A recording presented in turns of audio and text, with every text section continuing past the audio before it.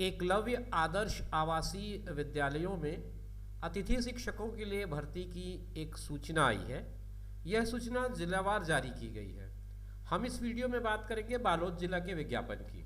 दोस्तों नमस्कार, आप देख रहे हैं जीरो पीरियड।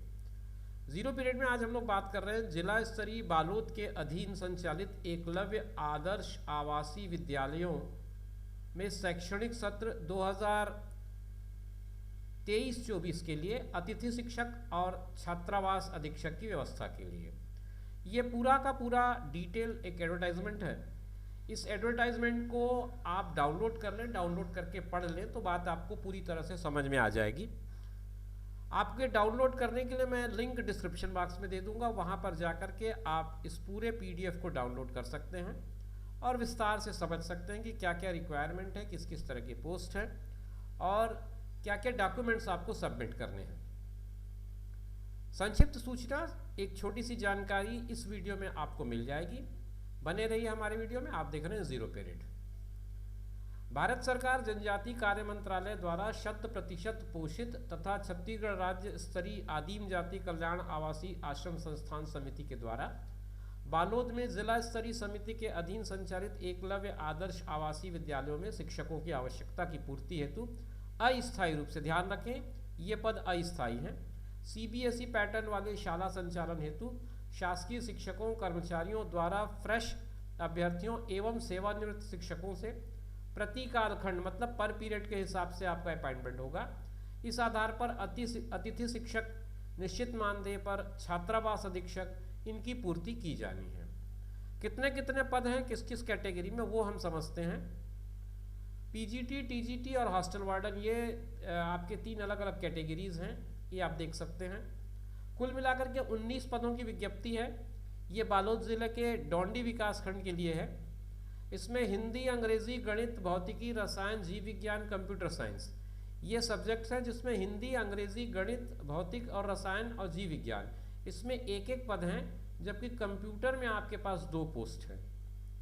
TGT में हिंदी के 2 पद हैं, अंग्रेजी के 2 पद हैं, संस्कृत का 1 पद है, गणित का 2 पद है, विज्ञान का 1 पद है और सामाजिक विज्ञान का 1 पद है।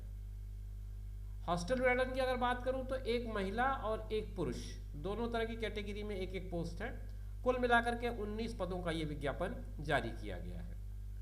इन 19 पदों के लिए जो विज्ञप्ति जारी की गई है वो अस्थायी शिक्षकों के लिए, मैं आपको फिर से याद करा दूं, ये कोई स्थायी व्यवस्था नहीं है। योग्यता की अगर मैं बात करूं तो TGTs के लिए बोला गया है 50% अंकों के साथ NCERT के रीजनल कॉलेज ऑफ एजुकेशन से संबंधित विषय में 4 साल का इंटीग्रेटेड कोर्स हो, जिसमें संबंधित विषय में 50% अंकों के साथ स्नातक की डिग्री हो। TGT तीसरी भाषा में स्नातक में 1 विषय संस्कृत होना जरूरी है। अंग्रेजी में स्नातक में 1 विषय अंग्रेजी होना चाहिए। TGT हिंदी जो है उसमें 1 विषय हिंदी स्नातक में आपका होना चाहिए। आप देख पा रहे होंगे तीनों सब्जेक्ट के लैंग्वेज में जो बात कही गई है। TGT मैथ्स में मुख्य रूप से गणित भाषा के साथ दूसरे विषय के रूप में physics, chemistry, bio electronics, computer science, commerce, economics या फिर स्टैटिस्टिक्स। इसी तरह से सोशल साइंस और साइंस की बात की गई। सोशल साइंस में स्नातक स्तर पर भूगोल, अर्थशास्त्र, राजनीति शास्त्र, इतिहास या भूगोल। TGT साइंस में बॉटनी, जियोलॉजी, केमिस्ट्री में से किन्हीं 2 विषय का कॉम्बिनेशन आपको स्नातक डिग्री में होना जरूरी है।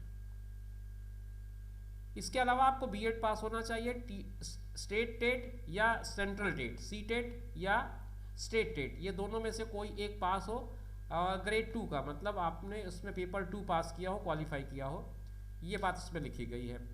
PGTs में कंसर्निंग सब्जेक्ट में आपको स्नातकोत्तर मांगा है। जिस सब्जेक्ट के लिए भी आप अप्लाई कर रहे हैं ये आप पढ़ पाएंगे। जो कंसर्निंग सब्जेक्ट है उसमें आपको 50% अंकों के साथ पोस्ट ग्रेजुएशन मांगा गया है। और इसमें जहाँ तक मेरी जानकारी है CTET का कंपल्सन नहीं होगा। ये आप समझ सकते हैं सभी में कंसर्निंग सब्जेक्ट में आपको PG विथ 50% मांगा गया है। और वांछनीय योग्यता में हिंदी और अंग्रेजी माध्यम में शिक्षण में प्रवीणता होनी चाहिए। घोषणा पत्र में इस तरह का एक सत्यापन आपको देना पड़ेगा।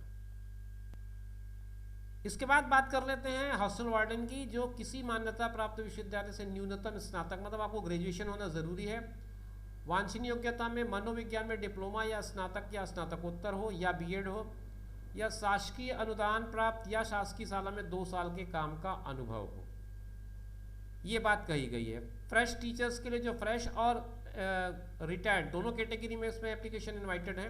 तो फ्रेश में जो गणना है आयु की वो पीजीटी और टीजीटी के लिए 1 अप्रैल 2023 की स्थिति में 21 से 60 रखी गई है और छात्रावास अधीक्षक के लिए 26 से 45।